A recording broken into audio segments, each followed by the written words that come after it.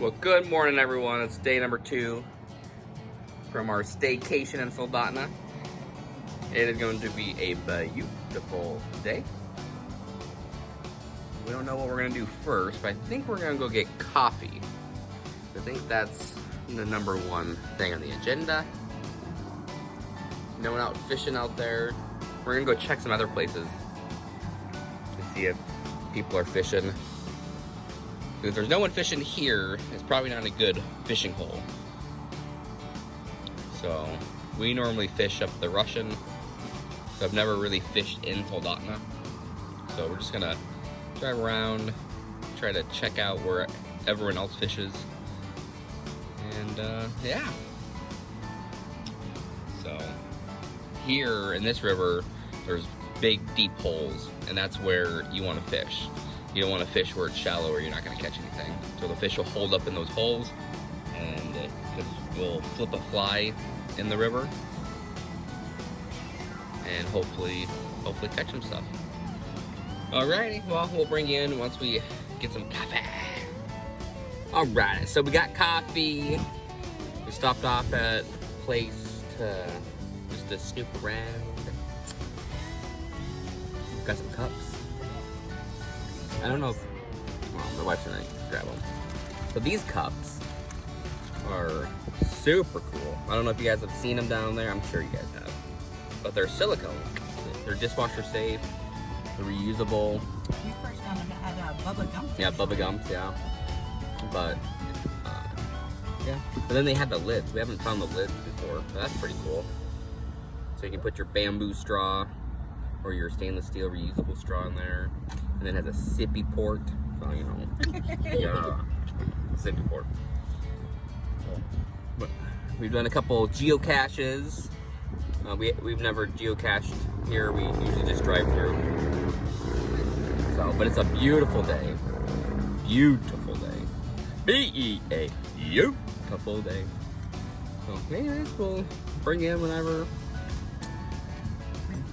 If we remember to hit the record button, because this is definitely a couple hours.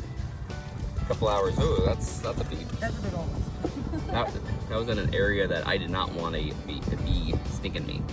Alrighty, we'll see you guys later. Well, I don't know if you guys know, but this is what a geocache is. It was hidden off the roadway on a trail, and people post the coordinates, and you sign the logbook when you find it. What do I say? Say thank you for the find. And then our last name. But yeah, so these are fun. They're usually pretty quick and easy. They could be super difficult or really easy. This one was kind of easy. It was out in the open. But anyways, we'll bring you in later. Well, we're out geocaching and we found a friend. It's the Alaskan flying squirrel. And his name's Acorn.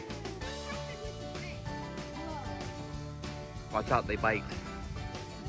Anyways, so we're walking towards the geocache. They have this nice little raised walkway to protect the vegetation. And then there's the Kenai River. They have a sonar here to count the fish. Somewhere, I just saw a sign that says that. Hey, Alaskan bathrooms. We don't not going. We're not going that way. Yeah, go that way.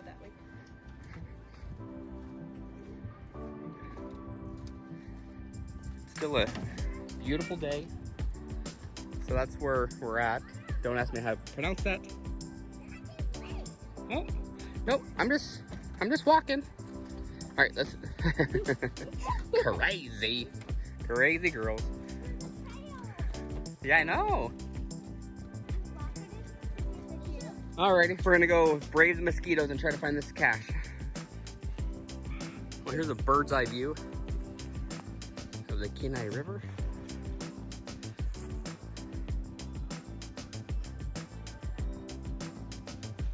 There's mosquitoes everywhere. And here's Happy. Oh, Happy Rock. All right. Let's go find this cache. So we did a little road trip. We left Kenai. It was starting to rain, so we decided to look up the weather at Homer. And it was supposed to be partly cloudy with just a chance of rain. So we drove down here, about 70 miles outside of Soldotna, at the end of the road. But yeah, this is Homer, Alaska. We're driving out onto the spit, they call it, the Homer Spit. It's just this little tiny section of land, and where all the tourist shops are, the boat harbor. Yeah, this is, if you want to go beachcombing, this is definitely the place to go.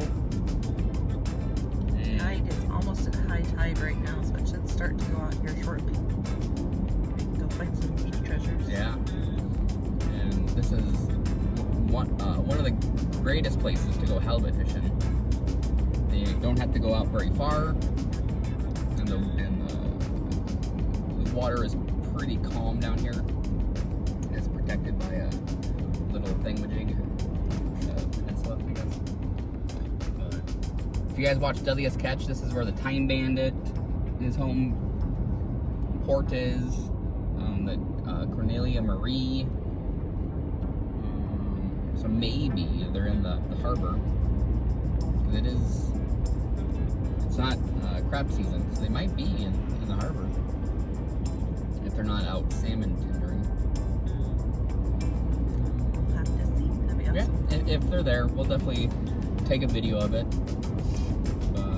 And we'll bring you in once we get down to the tourist shops area. Well, we're out walking the dock,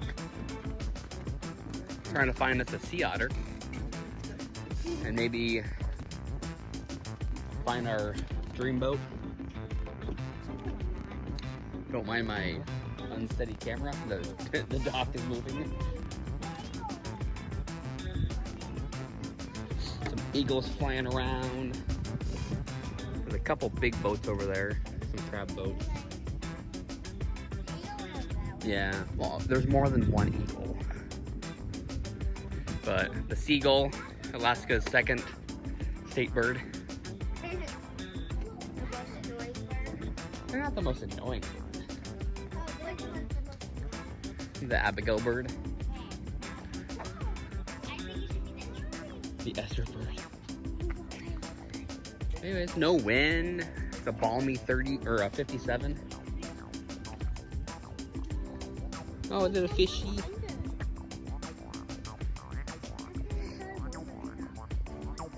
But yeah, beautiful day. All by myself.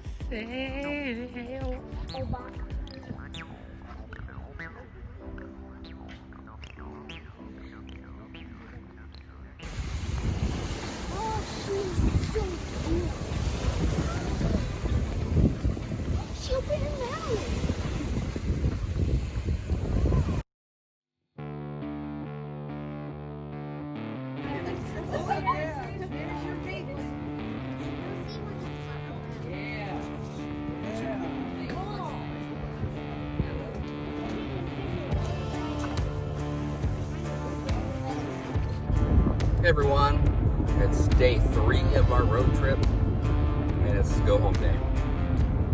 So we all slept in. They're all in good mood so far. It took 3 days for my first video to upload because the Wi-Fi at the hotel was super slow. So I didn't even attempt to do the other ones. But it's a sunny day again. Oh, yep, he got a Lunchable. He's been craving for one for days now.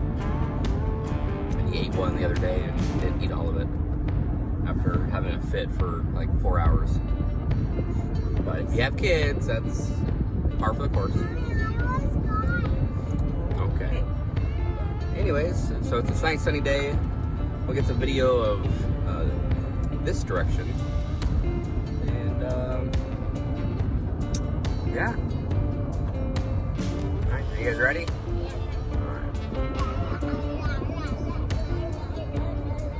Alright, crazy. So we're driving through Sterling, Alaska, which is just outside Soldotna. And normally on a sunny summer day, this road would be packed with tourists, with motorhomes, with locals. I mean, this road would be packed. There's a reason why it's a 4-lane divided highway through this town.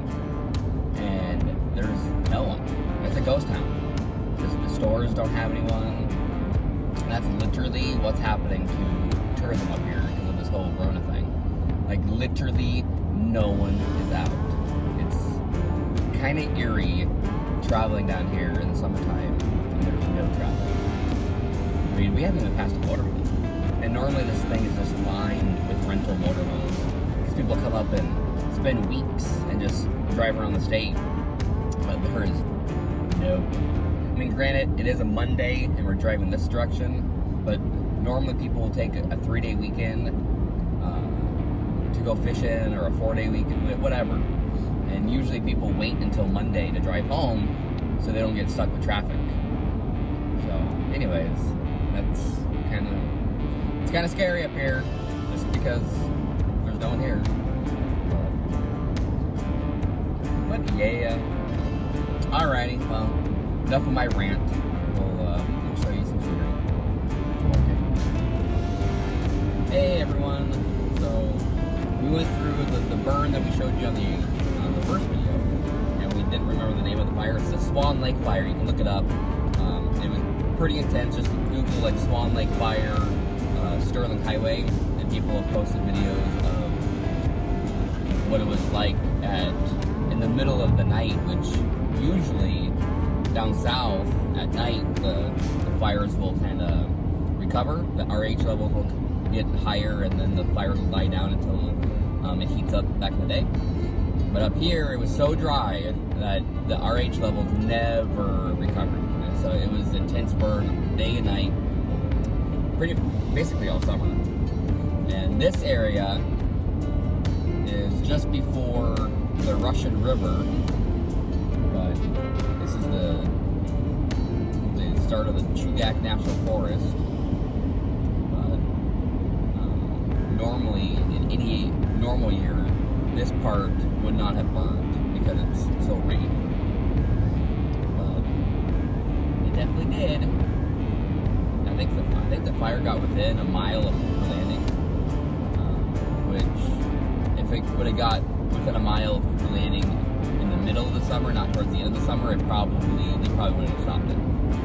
But they were lucky that the rain came in September-ish, and it finally kind of made the fire die down a little bit. But on our right,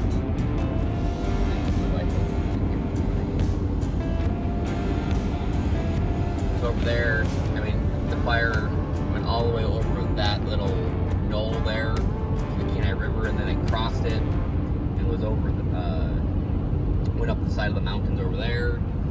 I think it was 170,000 acres-ish. But it's all black spruce, and so it burned super hot. This area has had 3 large fires. This part of the peninsula needed to burn for a long time because it's all black spruce, and now that it burnt, new growth can happen, and it'll be great habitat for moose. So it looks hideous now, but in a few years, you'll start seeing alders growing up, and as you can see, a lot of the alders are still alive. They don't burn. They're just full of moisture. But yeah, so we'll stop off at the Russian River area and show you guys some people fishing.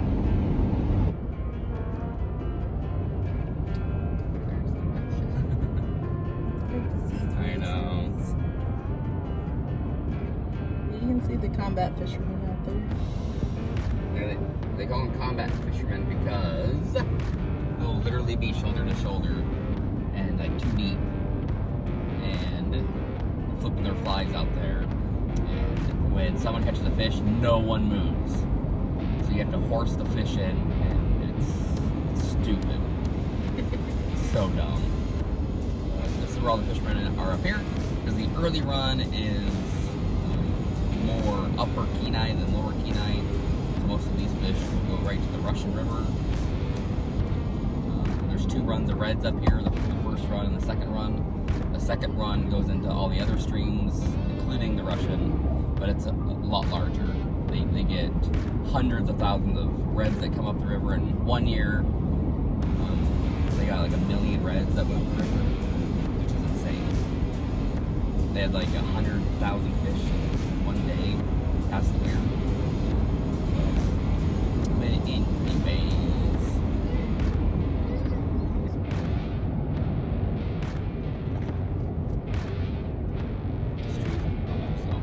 Yeah. you used to be able to see the lake from the road. That lake keeps going and going, and it touches the Seward Highway, which is the road to Seward. It's long and narrow, and hundreds of feet deep. Once the salmon reach this lake, they are free till they die. Just right after this one.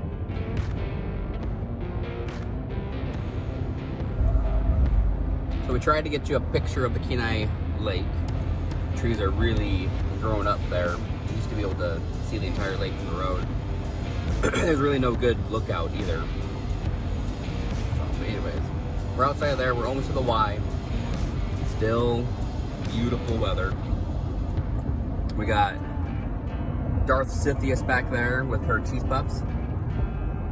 She'll eat the entire tub without knowing. We got Mr. Lunchable, who cried for a good half hour because he wanted his Reese's Pieces first. And then we have the preteen that keeps playing on her phone even though we tell her not to.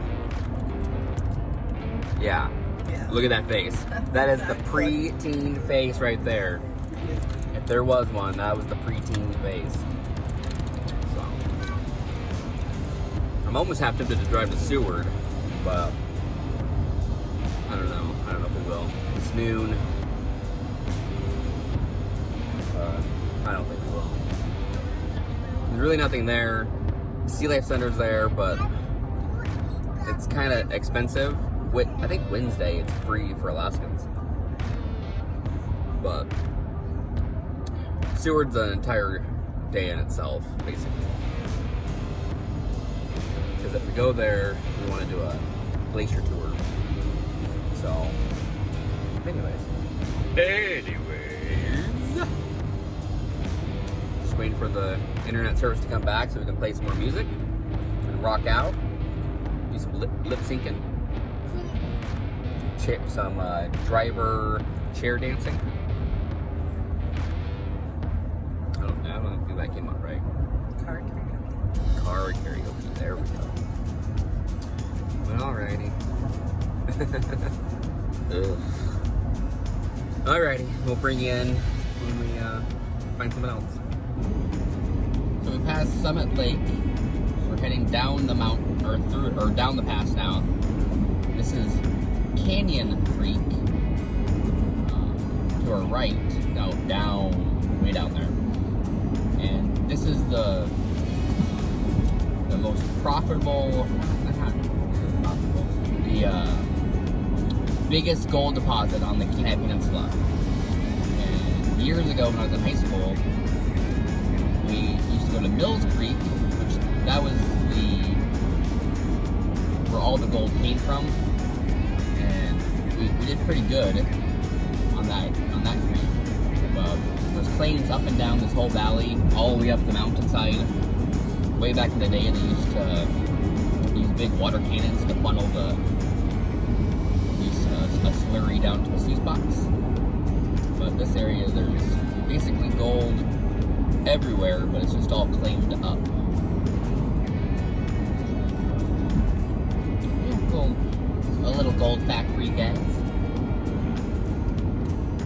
So we finally made it to Turning an Arm. And there's more traffic down here than there was up in the pass.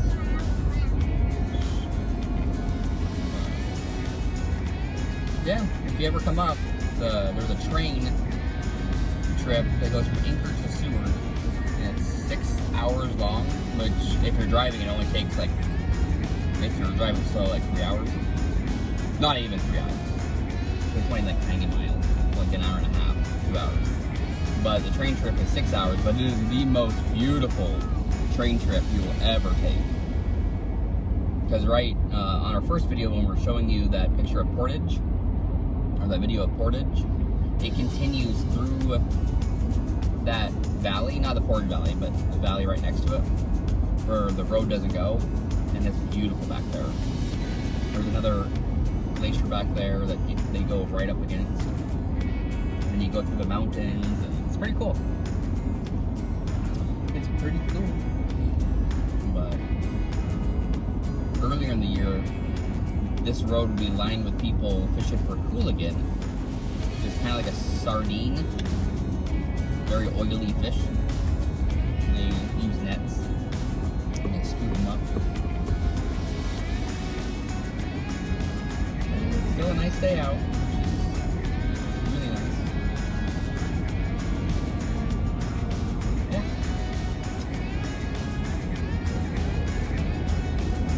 Go over there, you guys can see the land over there. That's the Kenai Peninsula, so that's where we came from. But literally, as the crow flies, where we were was only about 10 miles from Anchorage. But we have to go all the way up the inlet, and then through the mountains, and over the pass to Grandma's house we go. So if you take a plane to Kenai, it's literally a 10-minute jaunt over there. And then, we're just outside Anchorage.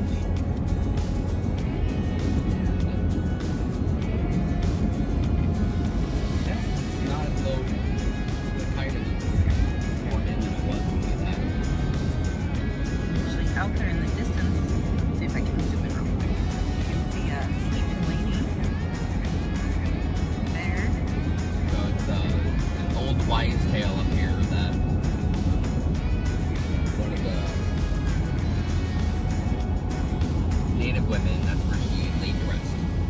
And it literally looks, but yeah, so sleeping lady looks like a woman laying down to rest. You can see her face, and her legs, body. It's pretty interesting, that story. There's actually a picture, we'll try to insert it if I can find it, of a view from over top where it's even crazier looking, so it's pretty neat to see. For about 2 minutes until we start getting on the highway in Anchorage, which is really no view until no view in Anchorage. Not really.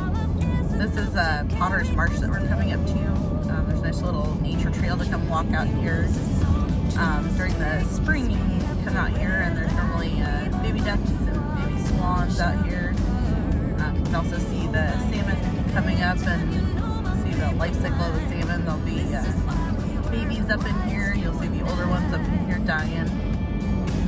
It's a wildlife refuge, so it's literally a bird sanctuary. So, like, there's swans right there. The Alaskan flamingo. But yeah, there's a ton of different birds that hang out in here.